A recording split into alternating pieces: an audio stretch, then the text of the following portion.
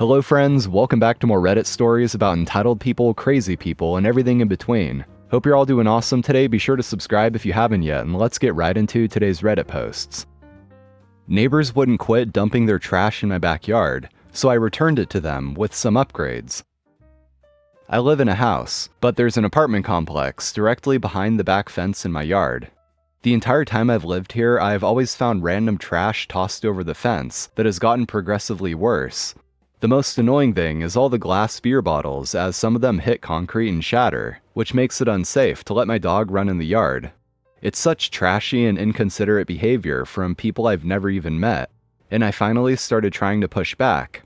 First, I tried the legal route. I reported the illegal dumping to 311, as I couldn't figure out how to contact the building manager, and it was to the point of entire full trash bags ending up in my yard. They said they couldn't do anything and I would be responsible for cleaning it up, since it was in my yard. Annoying, but basically also gave me the green light to throw crap back over the fence, as 311 pretty plainly told me it only came down to whose yard the trash was in. So I went out with gloves and threw every single piece of trash back over the fence. Full trash bags, dirty shoes, beer bottles, used diapers, etc. These people think my yard is their personal dump, and it's not even one neighbor doing it. I caught multiple residents of this apartment complex on camera casually tossing trash over the fence.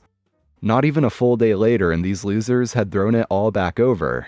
The effing audacity. It's not even just laziness at this point, as it would be significantly easier to just take it to the apartment's dumpsters, but they somehow feel entitled to throw trash into my yard enough that they'd literally return it when I threw it back. Fair enough, two can play at that game. First, I threw all the full trash bags back over, but not just onto the ground. I tossed them all the way up to the roof of the apartment complex, which isn't easily accessible and is far from ideal, given we're in a tropical climate that will make it smell quickly up there. Next, I took all the dirty shoes, tied their laces together and used a long pole to hang them from pretty much any projection off the side of the building that couldn't be reached. Also stuffed them with expired meat and dog crap. I wanted to shatter the beer bottles as well, but I decided to just recycle them because I didn't want anyone to actually get hurt. You'd think that would be enough to prove my point, but I also went behind the fence that night and planted a bunch of running bamboo.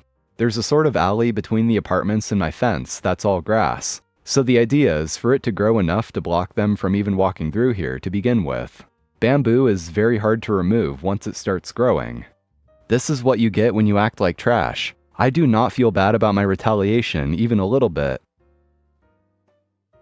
Food allergy charity doesn't want to pay their bills? Enjoy a nutty party. I work in a food catering place, which can fulfill allergy-free requests. We have the expertise and care not to include allergic food, either as a hidden ingredient or by accidentally sharing contaminated utensils and pans while cooking. In our experience, the four most common allergies are peanuts, tree nuts, eggs, and milk. Cooking meals without these four ingredients will usually satisfy everyone at an event. We had a new client, a food allergy advocacy group. They ordered a large catering last month and didn't pay us since. We were out of pocket $2,000 and were considering legal action. This charity had the nerve to place another order with us, but this time a smaller one costing $450. The group asked for the meals to be nut-free vegan, instead of nut, egg, and milk-free, as this would ensure them a peanut, tree nut, egg, and milk-free event for cheaper, as they would avoid our additional allergy-free preparation fees. This was reckless behavior from the advocacy group, as the party attendees were most likely anaphylactic to milk and egg. Think deadly peanut allergies, but for dairy, milk, cheese, cream, and egg products instead.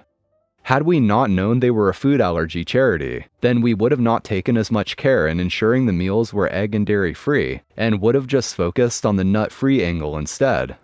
There was one important thing the charity forgot. It's now possible to buy dairy which is made from lab-grown milk from yeast. The protein is identical to milk, but is technically vegan. We cooked all the meals with this lab-grown dairy and loaded it in the van. Upon arriving to the function hall, we informed the charity organizers that the meals had lab-grown dairy in them.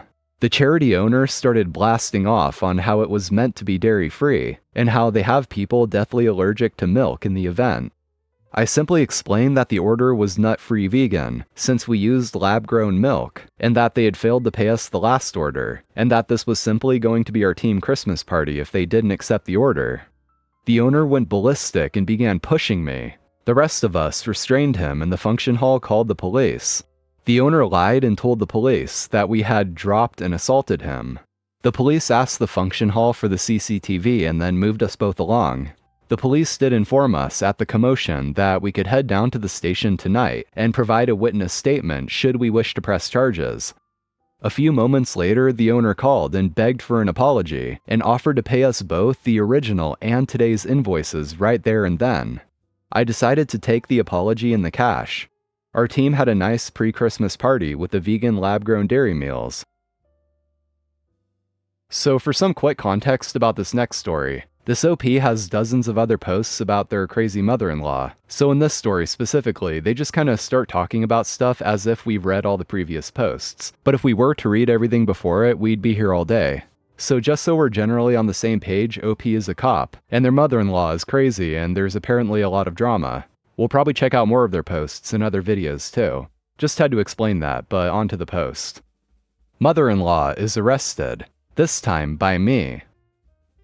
Yesterday I came in for my shift in the morning. I got changed, had a cup of coffee, looked who I was going to be paired with, and when my partner and I walked out of the police station to go to the patrol car, I saw my mother-in-law. She did kind of come up to me, not close enough for a conversation, but close enough so that I could hear her. She started to say something about my boyfriend and the money she needs. I saw her, but totally ignored her. I just walked past her without saying a word and went straight to the patrol car to start my shift. And the fact that I ignored her annoyed her pretty badly, I guess. She stepped back a bit, waited till we got into the car, and just before we turned on the engine and started to drive, she grabbed a rock from a nearby flower bed and threw it to the windshield of our car. The windows of our patrol cars are quite durable, fortunately. It cracked, but didn't shatter, and I didn't end up with a face full of glass. I wasn't driving, my partner was driving, and it was obvious that she aimed her throw right at the passenger seat where I was at. Then she probably realized that doing that to a police car in front of 2 police officers in front of a police station wasn't the smartest thing to do, and she turned around and took off running. I got out and ran after her. This pursuit wasn't very long. She only made it to the park that's not very far from the police station when I caught her. And that's when she started to make the biggest scene I had ever seen. Mother-in-law had no intention of calmly letting me put handcuffs on her. Instead, she dropped to the ground and started to yell for help. Mind you, it was an early morning and there were already quite a lot of people in the park. Some were walking their dogs, some were jogging, some were just walking through to get wherever they needed. She was yelling at the top of her lungs, "People, good people, help me. I'm being abused. Call the police. This one is not a real police officer. He's trying to kidnap me." And things like this. She was yelling for help so loudly that everyone in that park stopped whatever they were doing and looked at us. Everyone. Men, women, children, dogs, and cats. There was not a single person that wasn't looking at us. You might think that I'm a man and she's a woman, so I should be able to hold her down. But really, it's not that simple. She was hitting and scratching and biting. She was spitting at me. Also, during the struggle, she kicked me several times, quite hard and painful. Honestly, at this point, I had all the rights to tase her. I didn't. My partner came with the car. He helped me, and together we managed to handcuff her. The next problem was getting her into the patrol car. Our patrol cars are like vans. The back door opens and there's like a cage with a bench where you can put the person in. And mother-in-law wasn't going to get in there without a fight. Even with her hands cuffed, she was kicking the door, spread her legs very wide so that we couldn't get her in, and when we got her in, she was putting her feet in the doorway so we couldn't close the door. While she was doing all this, she never stopped yelling that we're breaking her bones, that we had no rights to treat her like this, that this is against the law, and still asking the people to call the real police. During my whole career as a cop, I had never had an arrest like this. I have arrested many drunk people, many aggressive people, many weird people, but this right here was the stupidest thing ever. We took her to the police station, and if we had troubles getting her in the car, now she didn't want to get out. She held onto the bars, and we literally had to grab and pull her out. Once inside, mother-in-law immediately demanded to see the captain. She wasn't listening when we tried to explain that the captain isn't going to do anything for her and shouldn't be bothered with this. She insisted that she has the rights to see someone superior, and technically she's right. So we went to get a captain for her who recognized her from the last time and wasn't too happy to see her. Mother-in-law said that she wants to complain about this officer, while pointing at me. She said that I abused my power, used way too much strength on her and didn't even care that she's a fragile woman, that I twisted her hands and brutally pushed her into the car. The captain asked to see my body camera. This is one of the reasons why we use body cameras all the time. If the suspect says one thing and the officer says something different, then you can watch the recording and see what actually happened. She was charged with vandalism, fleeing from the police, resisting arrest, and assaulting an officer. And just as she was going to be taken to jail, mother-in-law suddenly started to complain that she's not feeling well. She said her heart hurts and she's too dizzy and her blood pressure is too high and she wanted an ambulance. Everyone realized that she's faking, but just to be sure that we're not mistaking and she doesn't die when arriving at the jail, we called an ambulance. The medics came and examined her. Just like we thought, she was fine. Her heart rate was normal, her blood pressure was normal. She had no need to be hospitalized. I was just thinking, what do you think would have happened? The charges don't disappear just because the person is taken to a hospital. She probably didn't know that even if she was hospitalized, an officer would have gone there with her and stayed with her the whole time. And as soon as she was okay again, she would be transported to jail anyway.